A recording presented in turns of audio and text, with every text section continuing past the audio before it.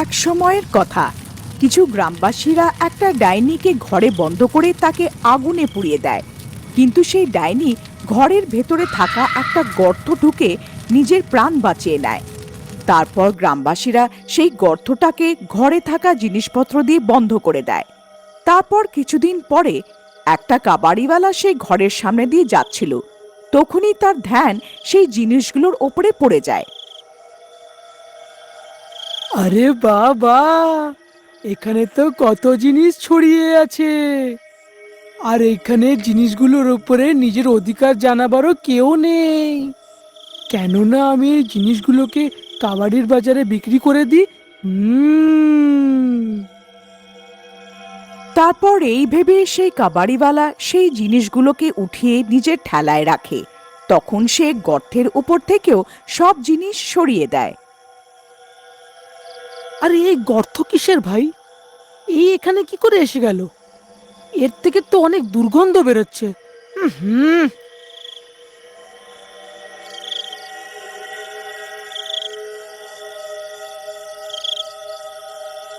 আরে মরে গেলাম রে! হায় রে! এটা কোন হতচ্ছাড়া যে আমাকে ভিতরে টেনে নিল? আরে কেউ আছো? বাঁচাও! বাঁচাও! কেউ আমার প্রাণ বাঁচাও! আরে মরে গেলাম রে! আরে আমার তো কোমরই ভেঙে গেল রে! হায় রে! আরে হতচ্ছাড়া কে আছিস? তাড়াতাড়ি সামনে আয়! তোর এত সাহস আমাকে গর্তে ঢুকিয়ে দিচ্ছিস? আরে এরম ঠাট্টা কেউ কারোর সাথে করে নাকি? যদি তোর সাহস থাকে তুই এক্ষুনি আমার সামনে এসে দেখা। তখনই সে ডাইনি নিজের মুখে টিঙ্কুর পাটা ধরে সেখানে এসে যায়।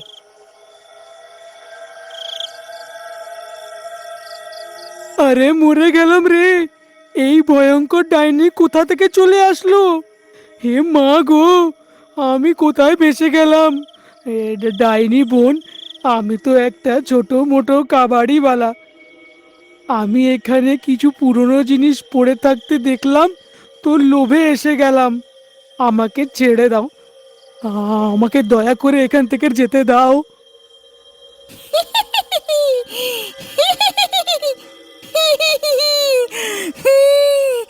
কি করে যেতে দি? তোমরা মানুষরা আমাকে প্রাণে মেরে ফেলতে চেয়েছিলে না? দেখো আমি তোমাদের কি অবস্থা করি।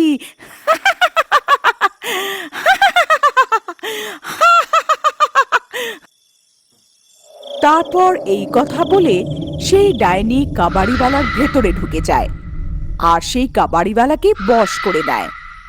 তারপর সেই কাবাড়ি টিঙ্কুর পা ধরে সেই গর্ত থেকে বাইরে বেরিয়ে আসে।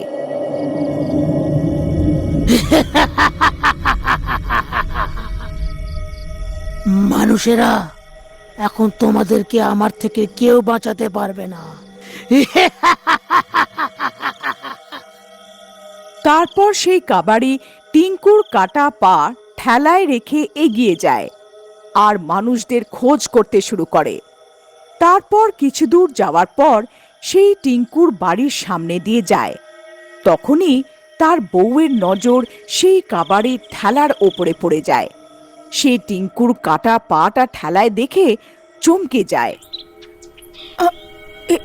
ওগো শোনো, ওই দেখো তোমার পা। আরে এটা তো আমার পা, যেটা ওই হতচ্ছাড়া ডাইনি কামড়ে দিয়েছিল। কিন্তু এটা কাবারের কাছে কিভাবে আসলো? তারপর টিঙ্কু দৌড়ে ঘরের বাইরে চলে যায়। এই কাবাড়ি, দাঁড়া! আমার এই পা তোর কাছে কি করে এলো রে? তাড়াতাড়ি বল, না হলে তোর চামড়া গুটিয়ে দেবো। আরে টিঙ্কু মশাই, কেমন আছেন আপনি? আমি আপনার খোঁজ করছিলাম।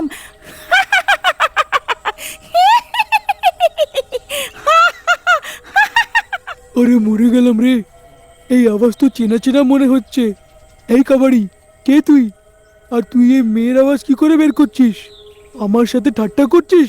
বল। কি টিঙ্কু মশাই, আমাকে এত তাড়াতাড়ি ভুলে গেলে?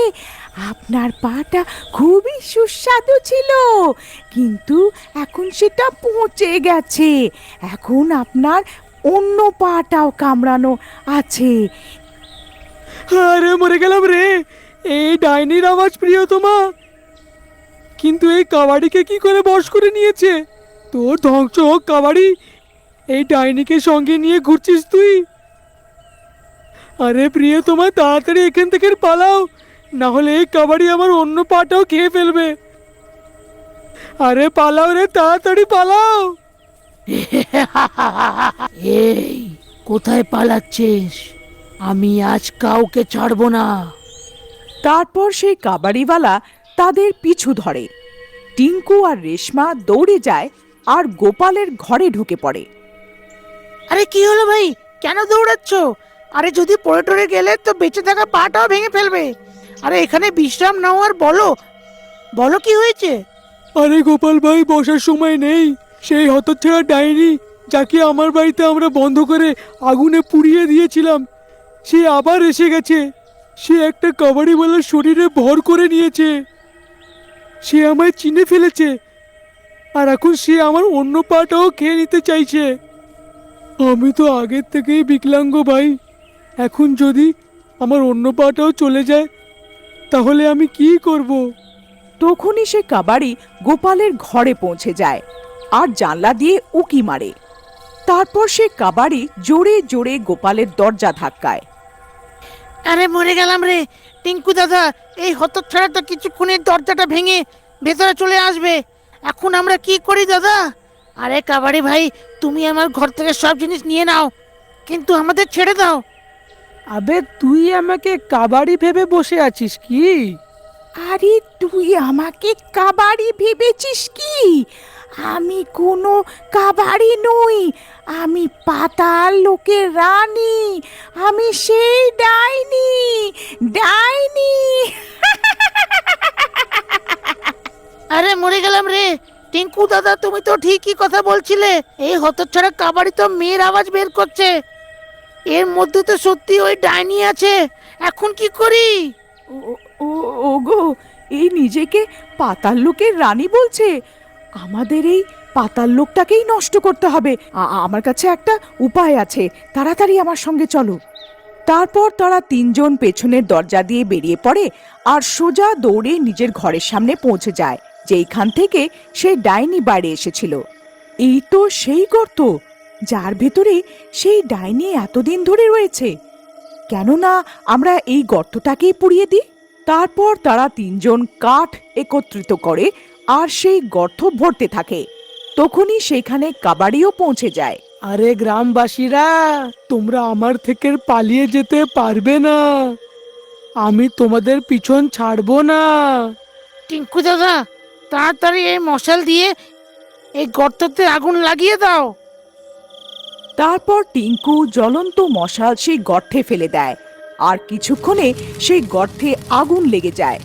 সেই গর্ততে আগুন লাগাতেই অনেক ভয়াবহ ডাইনিদের আওয়াজ বেরোয়। আরে হতচ্ছাড়ারা, তোরা এটা কি করে দিলি? তারপর সেই ডাইনি সেই কাবাডিকে ছেড়ে বাইরে এসে যায় আর সেই গর্তের দিকে লাফিয়ে যায়। না না, এটা হতে পারে না।